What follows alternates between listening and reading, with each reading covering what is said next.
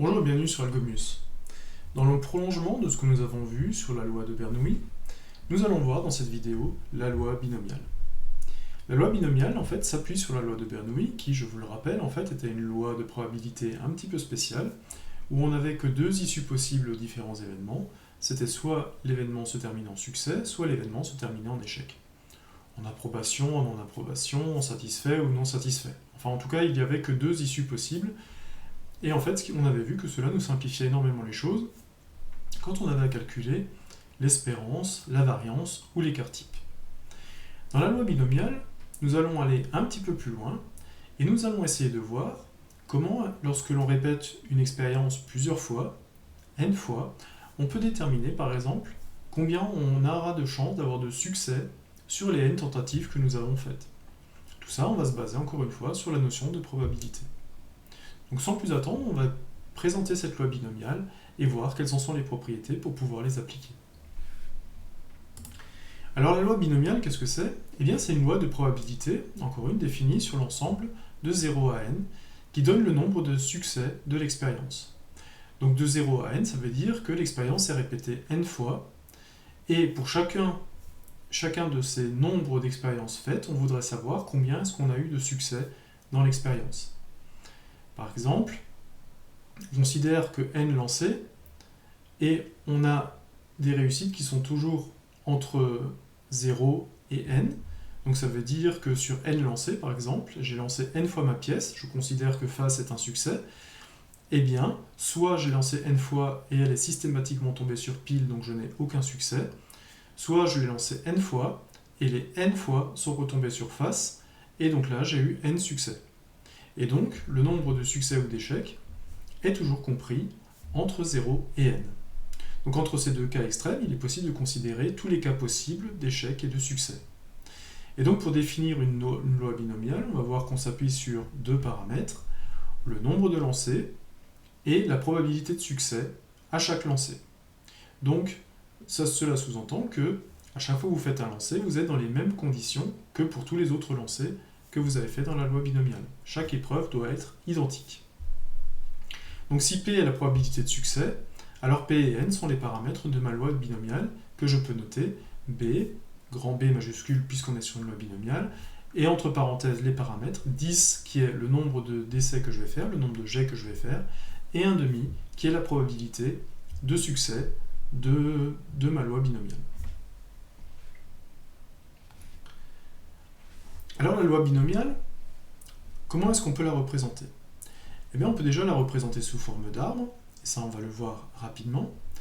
Donc la loi binomiale, qu'est-ce qu'elle modélise ? Elle modélise la fréquence du nombre de succès obtenus lors de la répétition de plusieurs expériences identiques et indépendantes.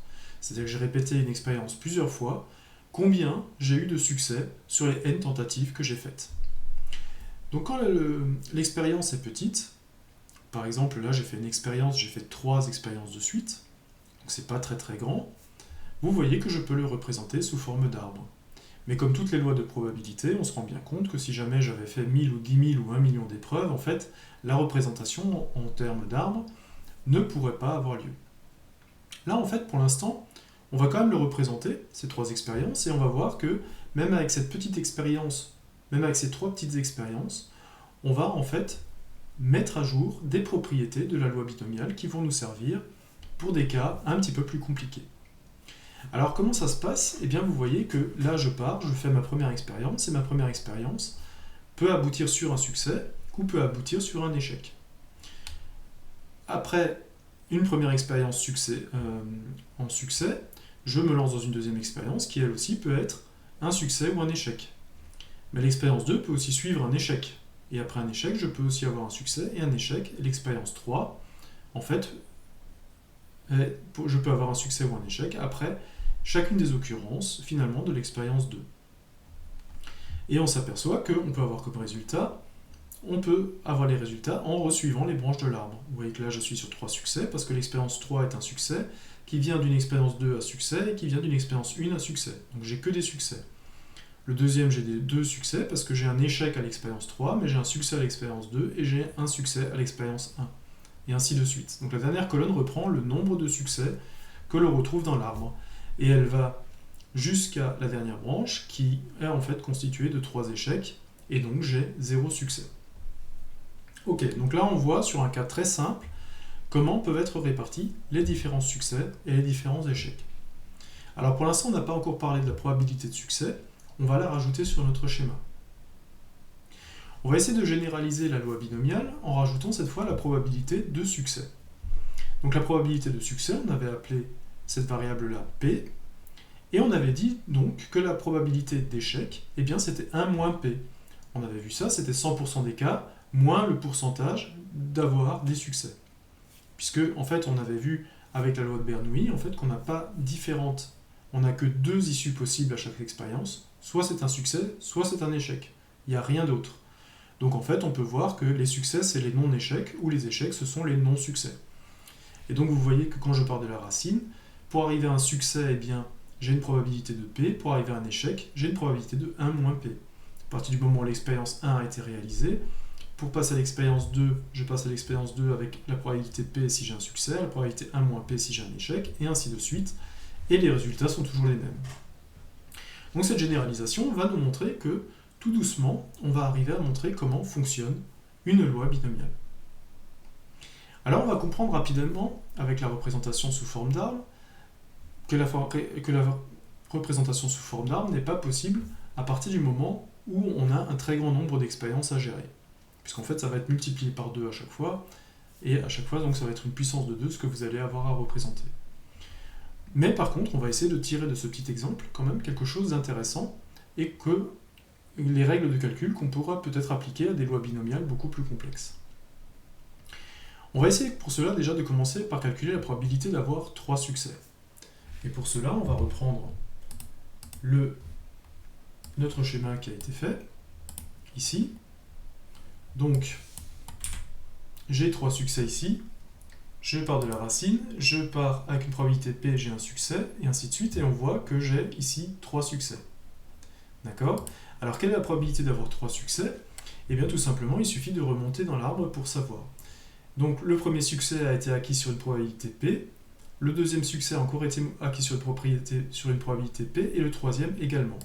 Et donc ici, j'ai P fois P fois P.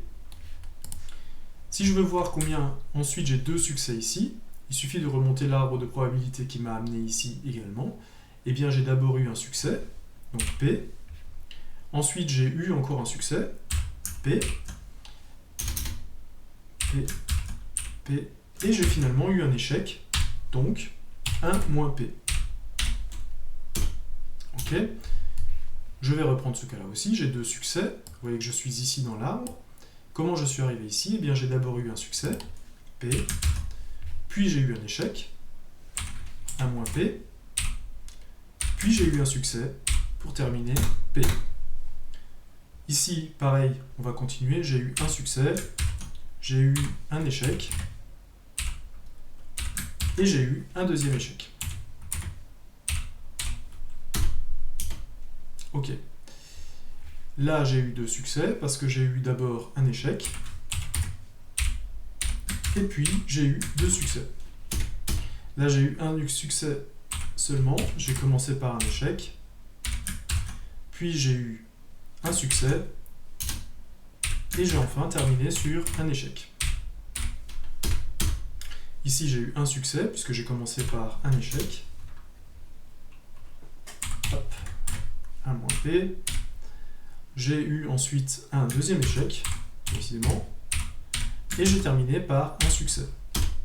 Et enfin, ici, j'ai eu 0 succès, puisque j'ai eu un échec à la première expérience, j'ai eu un échec à la deuxième expérience, et j'ai terminé par un échec à la troisième expérience. Donc là, j'ai eu, je vais les mettre en couleur, j'ai eu 3 succès ici. J'ai eu des 2 succès ici. Je vais mettre en vert. J'ai eu des 1 succès.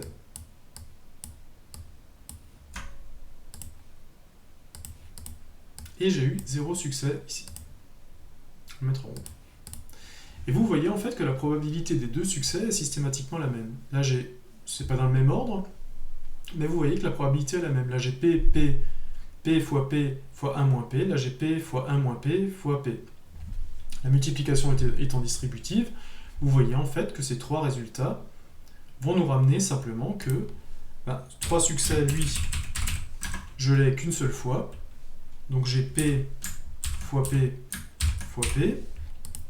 2 succès, eh bien j'ai 3 fois P fois P fois 1 moins P. Ensuite, un succès, je l'ai aussi 3 fois, vous voyez, c'est les 3 bleus. Et cette fois-ci, un succès, eh bien j'ai un seul P, puisque j'ai qu'un seul succès, multiplié par 1 moins P, 1 moins P. Et enfin, 0 succès, j'en ai qu'un seul, qui est ici, qui est en fait 1 moins P, 1 moins P, que multiplie 1 moins P, que multiplie 1 moins P.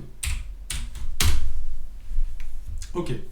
Donc là, vous voyez que j'ai 3, pour les deux succès, j'ai 3 écritures identiques. Pour les 1 succès, j'ai aussi 3 écritures identiques. C'est de là d'où vient le coefficient 3. Ok, donc on va essayer de voir si on peut finalement généraliser cette écriture. Évidemment, ça c'est exactement ce que je viens d'indiquer. Pour P de x égale 3, c'est-à-dire pour avoir 3 succès, j'ai la probabilité de P fois P fois P, donc P au cube. Pour la probabilité d'avoir 2 succès, on a vu que c'était 3 multiplié par P carré, j'ai 2 succès, multiplié par un échec. Donc j'ai 2 succès, un échec, sur 3 expériences, et ça c'est équivalent. Et j'ai 3 fois ça, puisque j'ai 3 branches dans mon arbre qui arrivent à ce niveau-là. Donc on va réaliser une expérience suivant un schéma de Bernoulli de paramètres n et p, et on appelle le coefficient binomial, ou combinaison de k parmi n, le nombre de chemins conduisant à k succès parmi les n épreuves sur l'arbre représenté par l'arbre. Donc on peut le noter entre parenthèses nk, on peut le noter avec un c aussi. Et à quoi correspond ce coefficient binomial? En fait, c'est ce coefficient qu'on a mis en lumière ici. On avait vu que pour 3 succès, on n'avait qu'un seul chemin qui menait à 3 succès. Donc on avait un coefficient de 1 ici. Je vais pouvoir les mettre ici, les coefficients binomiaux. On avait vu qu'on avait 3 chemins qui menaient à 2 succès. Donc on avait un coefficient de 3 ici. On avait vu qu'il y avait 3 chemins qui nous menaient à 1 succès, donc on avait un coefficient 3. Donc c'est les coefficients qui sont en en-tête de ma loi. Et on avait un seul chemin qui menait à 0 succès, et on se retrouve avec 1 ici. Ok. Donc là, on est bon. Et cela nous permet de donner la formule générale de la loi binomiale. En fait, on voit que on a récupéré le coefficient binomial qui est devant chacune des expressions. On a vu, le coefficient binomial 1, il est devant là, on ne le voit pas puisque c'est une fois ça. Le coefficient 3, il est ici, le coefficient 3, il est ici, le coefficient 1 est encore une fois appliqué là. Donc le coefficient binomial multiplie, et il multiplie quoi? En fait, il multiplie P puissance K, n-P, n-K. Alors pour comprendre cette formule, tout simplement, ce qu'on essaie de faire, c'est la probabilité pour qu'il y ait K succès. Et la probabilité pour qu'il y ait K succès, on a déjà traité le coefficient binomial, eh bien il faut qu'il y ait P à la puissance K. Vous voyez que là, quand on a 3 succès, eh bien on a 3 puissance cube. Quand on a 2 succès, on a P fois P, donc on a P puissance carré. Quand on a un succès, on a une fois P, donc P puissance 1. Et quand on a 0 succès, eh bien on a P puissance 0. Donc c'est de là d'où vient le P puissance K. Et ensuite,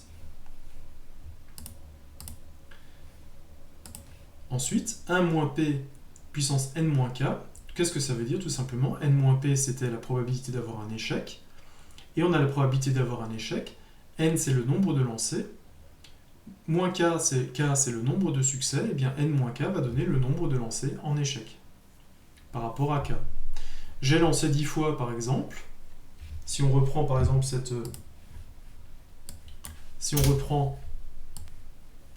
on va prendre une loi, par exemple, de 10 1 demi. Donc c'est-à-dire, typiquement, j'ai lancé ma pièce en l'air, j'ai une loi binomiale, j'ai fait 10 lancers, et j'ai dit que la probabilité de succès est 1 demi. Je considère que la pièce retombe sur face est 1 demi. Et bien, si jamais je veux savoir P de X, quelle est la probabilité d'avoir, allez, on va dire 7 succès, c'est-à-dire que je lance 10 fois ma pièce en l'air, et quelle est la probabilité que j'ai 7 fois face sur mes 10 lancers? Eh bien, je vais me retrouver avec le coefficient binomial, on va montrer tout à l'heure comment on le calcule. Donc là, j'ai mon coefficient binomial, et que multiplie quoi? Eh bien, que va multiplier la probabilité de réussir. Cette probabilité de réussite, elle va être à la puissance 7, puisque ici j'attends d'avoir 7 résultats, et elle va être multipliée par 1 moins, donc là c'est 1 demi, donc on va faire 1 moins 0,5, on pourrait faire aussi 0,5, donc 1 moins 0,5, cette fois-ci à la puissance n, j'ai lancé 10 fois, mais j'ai déjà 7 victoires. Donc en fait, si j'ai lancé 10 fois mais que j'ai 7 victoires, ça veut dire que j'ai 3 défaites. Et donc 1 moins 0,5, ça fait aussi 0,5. Et donc là, je vais pouvoir calculer finalement ma probabilité d'avoir 7 chances de réussite. J'ai multiplié ma chance de réussite, je l'ai mis à la puissance 7, et je la multiplie par la chance, enfin, par la chance, pas vraiment la chance, mais pas la chance d'avoir un succès, mais la chance d'avoir un échec, qui est amené à la puissance 3, puisque si j'ai lancé 10 fois et que j'ai 7 succès, eh bien j'ai 3 échecs. Voilà comment est-ce qu'il faut comprendre cette écriture. Et ça, on l'a bien mis en valeur en explorant les différentes branches de notre arbre. Donc on revient un petit peu sur ce coefficient binomial, et on va voir comment est-ce qu'on le calcule. Donc le coefficient binomial, il est défini pour tout entier naturel et pour tout entier naturel n et k, tel que k est inférieur à n. Ça c'est naturel aussi, puisque k est le nombre de succès et n est le nombre de lancers.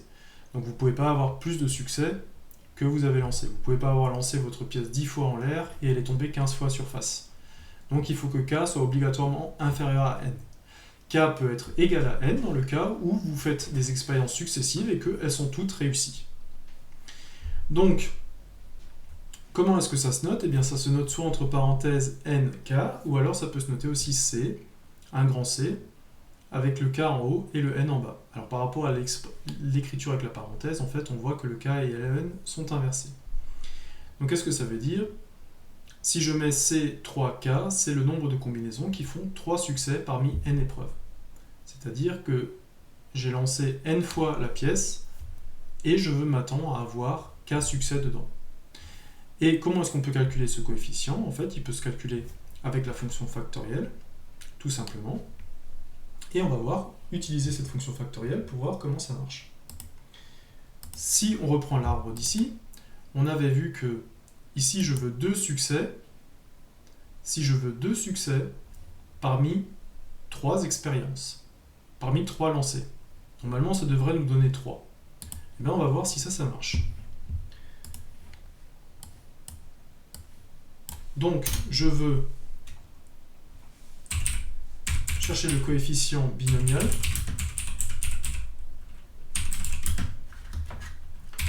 Coefficient binomial de 2 succès sur 3 expériences. Donc, 2, ça c'est K. 3, c'est N. C'est le nombre de lancers. Donc en fait, il suffit que je résolve mon petit calcul. Donc je me retrouve avec N factoriel divisé par K factoriel, facteur de N moins K factoriel. Donc on va faire un remplacement. On se retrouve avec 3 factoriel divisé par 2 factoriel que multiplie n moins k, ça veut dire 3 moins 2, 1, factoriel. Je ferme ma parenthèse. 3 factoriel, ça fait 3 fois 2, ça fait 6 fois 1, ça fait toujours 6. Et on divise par... Alors 1 factoriel c'est 1, 2 factoriel c'est 2, 2 fois 1 ça fait 2, et donc ça fait 6 sur 2, et ça fait 3. Et 3, c'est bien le coefficient que j'avais ici, le coefficient binomial que j'avais ici, qui représentait 2 succès sur 3 expériences. Donc la formule marche. Ah, heureusement quand même. Donc c'est l'exemple que j'ai mis ici de ces 2 succès parmi 3 lancés. Et ce coefficient binomial, on va voir qu'on peut le retrouver de plusieurs manières. L'une des manières de retrouver les coefficients binomiaux, si jamais vous ne voulez pas vous encombrer avec les factoriels, c'est d'utiliser le triangle de Pascal. Alors le triangle de Pascal, c'est quelque chose que l'on retrouve dans beaucoup de cas, mais dans le cas qui nous intéresse ici de la loi binomiale, vous allez voir que le triangle de Pascal nous donne finalement tous les coefficients binomiaux des règles qu'on essaie de chercher. Alors comment ça marche le triangle de Pascal? Vous allez voir qu'avec Excel on peut le faire très facilement. Vous prenez la première colonne et vous mettez des 1 dedans. Et vous la tirez jusqu'au bout. Première colonne, que des 1. Et puis vous allez sur la deuxième ligne. Alors je ne suis pas sur la première colonne, visiblement. On va l'enlever. Puis vous allez sur la deuxième ligne et la deuxième colonne, et là vous mettez la formule, que vous prenez l'élément qui est en haut à gauche, et vous additionnez avec l'élément qui est en haut. Ça va me donner 1. Il suffit que je tire ça maintenant vers le bas, et que je reprenne ma formule et que je la tire vers la droite, et je vais retrouver sur ce qu'on appelle le triangle de Pascal. Et le triangle de Pascal, vous allez voir qu'il va me donner les coefficients binomiaux pour la règle que je suis en train de chercher. Donc je vais juste redimensionner un petit peu les cases. Là, vous voyez, par exemple, je suis dans le cas, alors on va quand même insérer une autre colonne, on va la mettre dans une autre couleur, pour dire que celle-là ne correspond pas. Alors là, vous voyez que j'ai fait 0 expérience, j'en ai fait 1, 2, 3, 4, et on continue comme ça. Boum. Et vous voyez que quand je reprends mon arbre, tout simplement ici, alors il est où? Tout simplement dans mon arbre, qu'est-ce que j'ai fait? J'ai fait 3 expériences. Donc 3 expériences, dans mon triangle de Pascal que j'ai tracé, je vais donc me mettre en ligne 3. Ok? Et vous voyez que je retrouve les coefficients binomiaux de mon expérience. 1, 3, 3, 1. C'est exactement ce que j'ai ici. 1, 3, 3, 1. Si j'avais fait une 4e expérience, eh bien je serais allé à la ligne plus loin, et j'aurais eu les chances d'avoir que des échecs, j'aurais eu une chance d'avoir que des échecs, j'aurais eu une chance d'avoir que des succès, j'aurais eu 4 chances d'avoir un succès, 6 chances d'en avoir 2, 4 chances d'en avoir 3, et donc une seule chance d'en avoir 4. Et donc ça me donne les coefficients binomiaux. Donc si jamais vous ne voulez pas vous encombrer avec la formule avec les factoriels, vous pouvez passer par le triangle de Pascal qui va vous redonner les coefficients binomiaux. Donc il se lit facilement. Vous prenez le nombre d'essais.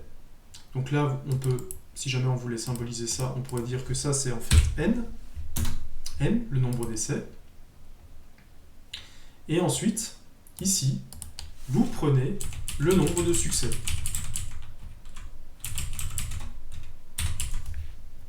Donc si je veux 2 succès sur 3 expériences, eh bien je prends la ligne 3, je prends 2 succès, et là, à l'intersection, je vais avoir 3. Donc ça, c'est C de K égale à 2, et N égale à 3. Donc là, j'ai les K, ici, sur la première ligne, et j'ai les N sur la première colonne. Et ça va vous donner systématiquement tous les coefficients binomiaux. Donc encore une fois, on a la possibilité de calculer l'espérance, la variance et l'écart type pour la loi binomiale, mais comme la loi binomiale repose sur une loi de Bernoulli, on va voir que ça ne va pas être très compliqué. Par rapport à la loi de Bernoulli qu'on a vu plus tôt dans la vidéo, La loi binomiale se compose aussi de plusieurs expériences, et il faut donc intégrer le nombre n d'expériences dans le calcul de l'espérance, de la variance et de l'écart type. Donc quand vous avez une loi binomiale qui est définie par un nombre d'essais et une probabilité de succès, en fait l'espérance, vous allez juste multiplier la probabilité de succès par le nombre de lancers. Je vous rappelle que pour la loi de Bernoulli, l'espérance était justement que la probabilité de succès. La variance, on reprend la variance de la loi de Bernoulli qu'on avait avant, et on la multiplie encore une fois par le nombre de lancers. Et l'écart type, l'écart type c'est toujours la racine carrée de la variance, donc là il n'y a rien qui change, sauf que cette fois-ci, la variance est multipliée par n, le nombre de lancers. Ok, rien de bien compliqué à ce niveau-là. Donc on va essayer de comprendre la loi binomiale au travers d'un petit exemple. Si je lance un dé à 6 faces, 3 fois de suite, et je voudrais savoir quelle est la probabilité de n'avoir qu'une seule fois le 6. On va commencer par chercher la probabilité d'avoir un 6, et à partir de là, quelle est la probabilité de ne pas avoir un 6. Je n'ai pas précisé à quel lancer pouvait subvenir le 6, c'est-à-dire que le 6 pouvait subvenir au premier lancer, au deuxième lancer ou au troisième lancer, mais je voulais qu'un seul 6. Il peut donc être représenté à chacun des lancers, et il nous reste à calculer la probabilité de notre exemple. Et bien là, en fait, on peut de nouveau le mettre dans l'exemple d'une loi binomiale. En effet, le succès, c'est d'avoir un 6, l'échec, c'est de ne pas avoir un 6. Donc je vous propose de reprendre finalement l'expérience que l'on avait faite ici. On va déjà reprendre ça, pour ne pas être obligé de tout repartir à 0. Ok, on va zoomer un peu dessus. Alors, si jamais je reprends mon dé de 6, mon dé de 6 est capable d'afficher des valeurs 1, 2, 3, 4, 5, 6.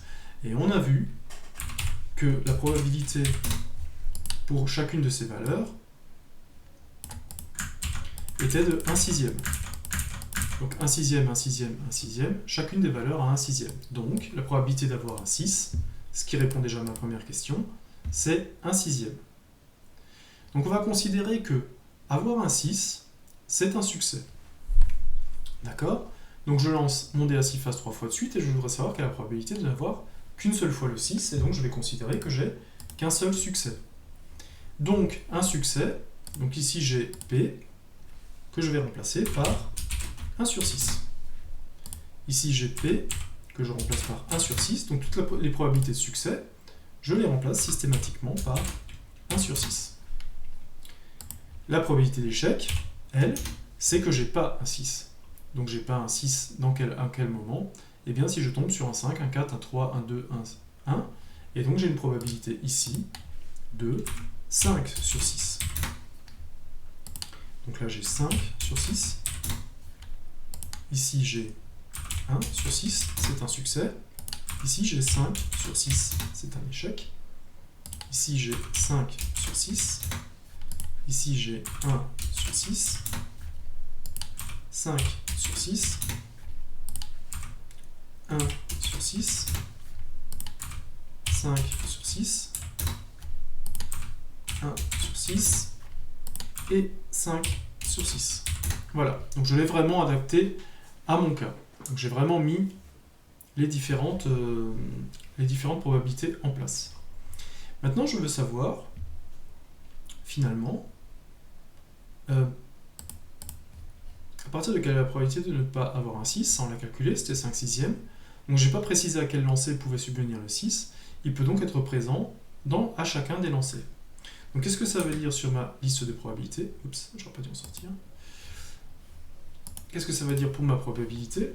Eh bien tout simplement, ça veut dire que si jamais j'ai un succès ici, en fait, comme je ne veux qu'un seul succès, je ne peux plus en avoir dans les autres branches de mon arbre. Et donc il faut obligatoirement que je passe par deux échecs qui sont ici et ici. Et donc là j'aurai un succès. Ok. Si j'ai un échec ici, je peux soit avoir un succès en deuxième ligne, et donc là j'aurai un échec ici, et j'aurai un échec là, et je sais que cette branche me donnera aussi un seul succès. Ensuite, je peux avoir deux échecs successifs qui vont m'amener sur un succès ici et cette branche aura naturellement aussi un succès. Donc vous voyez que dans mon arbre, j'ai 3 branches qui vont me ramener finalement un succès. Alors, on va pouvoir, ça c'est encore une fois donné par le coefficient trouvé par le triangle de Pascal, hein, je vous le rappelle. On a essayé de trouver, on avait 3 lancés, donc on est dans la ligne de 3, et on veut savoir combien... Ça j'ai décalé. J'ai décalé là-haut.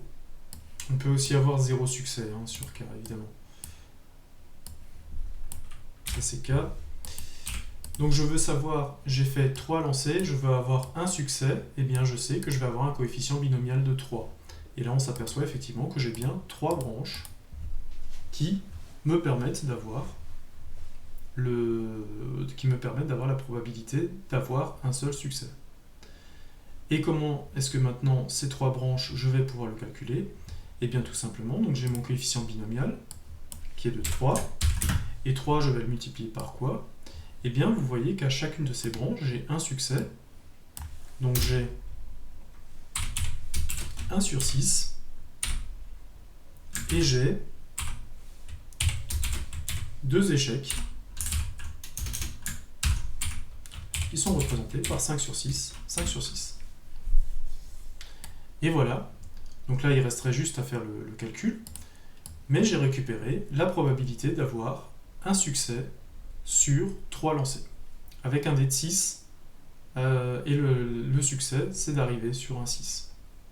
Donc je l'ai calculé. Et si vous voyez, si je reviens à la formule que j'avais tout à l'heure, que j'avais prise tout à l'heure pour calculer PK 1 moins PK, et bien là en fait ça revient à calculer, je vais faire un petit peu plus petit,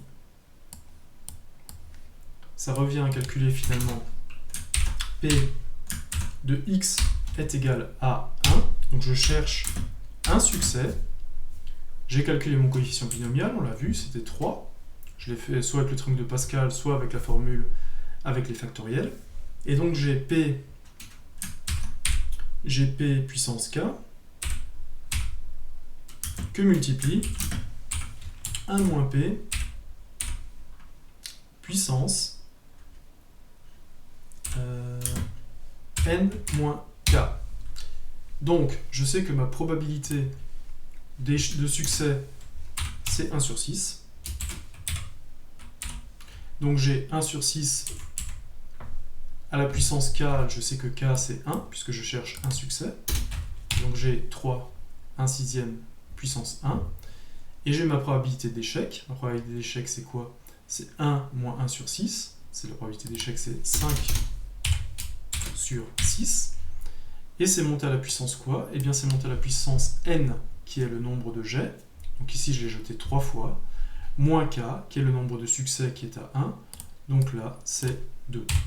Et vous voyez que je me retrouve bien après calcul, avec exactement le même résultat que ce que j'avais quand j'avais fait de la constatation, donc de l'observation. Donc cela termine notre petit cas pratique. Ce que je voudrais encore vous montrer, c'est que Excel nous permet également de représenter des lois binomiales sous forme d'histogramme. Alors on va essayer de représenter une loi binomiale sous Excel, et je vous propose de représenter la loi B binomiale de 10, qui représente le nombre d'expériences, donc on a fait 10 lancers, et un tiers qui représente le cas de succès. Donc on a lancé 10 fois une expérience qui a un taux de succès de 1 tiers, 33,3%. On va représenter un histogramme avec le nombre de succès en abscisse, la probabilité correspondant en ordonnée. Et on va commencer par dresser le tableau des données. Donc en abscisse, les succès vont s'échelonner de 0 à 10. Ok. Alors on va prendre une nouvelle page d'Excel. Et on va dire par exemple, on va prendre comme exemple, ça, écoutez, on va dire par exemple que on veut savoir combien il y a de succès. Donc si je lance 10 fois, il peut y avoir 0 succès, il peut y en avoir 1, 2, 3, 4, et jusqu'à 10. On avait dit le nombre de succès ne peut pas être inférieur à 0 et ne peut pas être supérieur au nombre de lancers. on va cette fois-ci calculer la probabilité que x égale xi. Donc, on pourrait peut-être mettre xi ici. Donc, on peut avoir un succès, deux succès, trois succès ou 0 succès, et on va calculer la probabilité. Et là, en fait, Excel nous propose une fonction qui s'appelle loi normale, et qui va prendre en paramètre donc la valeur de x, l'espérance et l'écart type. Donc l'espérance, on va regarder, elle est donnée par notre loi binomiale. Non, qu'est-ce que j'ai mis? Non, c'est pas loi normale, c'est... Je me suis trompé dans la loi. C'est pas loi normale, justement, c'est loi binomiale. Alors, loi binomiale. Et qu'est-ce qu'elle va prendre? Elle va prendre en premier paramètre, vous voyez que c'est bien fait Excel, le nombre de succès. Donc là, je vais prendre juste la colonne du haut. Le nombre de tirages, donc j'ai dit que j'en ai fait 10. La probabilité de succès, donc ça va être 0. Alors je ne sais pas s'il faut mettre une virgule ou un point, on verra ce qu'il me dit. 0,33. Et qu'elle est cumulative, non, je veux pas qu'elle soit cumulative. Je peux mettre ça comme ça. Oh. Okay. Comment est-ce que je peux mettre ça? Ok. Cumulative, non. Ah, c'est bon, faux.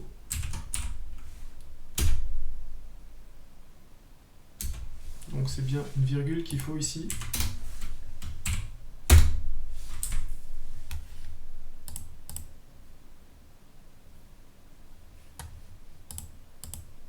Bon, je vais lui mettre un tiers. Alors, loi binomiale.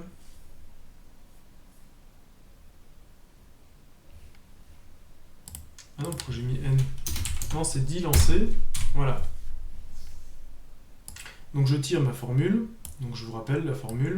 Vous prenez la fonction loi binomiale, vous mettez le nombre de succès, vous mettez le nombre de lancers, vous mettez le taux de succès, la probabilité de succès, et vous mettez pour l'instant faux, que la valeur n'est pas cumulative. Sinon, ça veut dire qu'il va vous cumuler les valeurs les unes sur les autres. Donc vous avez votre petit tableau qui s'est construit, ici. Et donc si vous prenez les valeurs de votre tableau et que vous insérez maintenant non pas un nuage de points, un histogramme. Non, c'est pas ça que je pensais. On va insérer... Ah oui, il y a plusieurs types d'histogrammes. Non.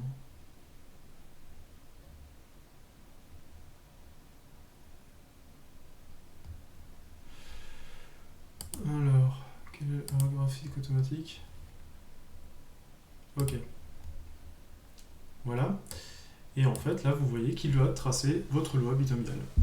Donc vous voyez que lorsque vous faites 10 expériences et que le taux de réussite est à 1 tiers, en fait, vous aurez plus de chances d'avoir 3, 4 ou 2 réussites que d'autres nombres. Et donc ça vous trace finalement l'histogramme de votre loi binomiale. Donc encore une fois, Excel peut vous tracer les lois binomiales, les lois normales et ainsi de suite. On peut fouiller un petit peu dans les différentes fonctions qu'il peut y avoir. Et puis vous allez voir que vous pouvez faire plein de choses en probabilité avec. Voilà, donc ça c'est la loi binomiale qui est représentée sous forme d'histogramme.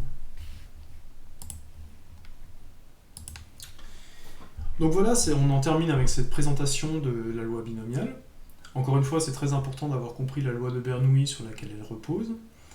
On essaie de voir au travers de cette loi binomiale, on essaie de tout interpréter en termes de succès et d'échec. On essaie de faire en sorte que les deux valeurs possibles à chaque expérience soient ou un succès ou un échec. Et donc vous voyez que tout ce qui n'est pas succès est un échec, tout ce qui n'est pas un échec est un succès, et c'est pour ça que vous avez ces équivalences, par exemple, de P, la probabilité de succès, et de 1 moins P, qui est la probabilité d'échec. Et le fait de n'avoir que 2 issues possibles à chacune des expériences fait que, en fait, c'est beaucoup plus simple de calculer l'espérance, ou l'écart type, ou la variance. Tous les calculs de ce genre de choses sont simplifiés justement parce que les issues des expériences elles-mêmes sont simplifiées. Donc là, on va continuer un petit peu sur cette lancée-là, et on va voir d'autres lois maintenant.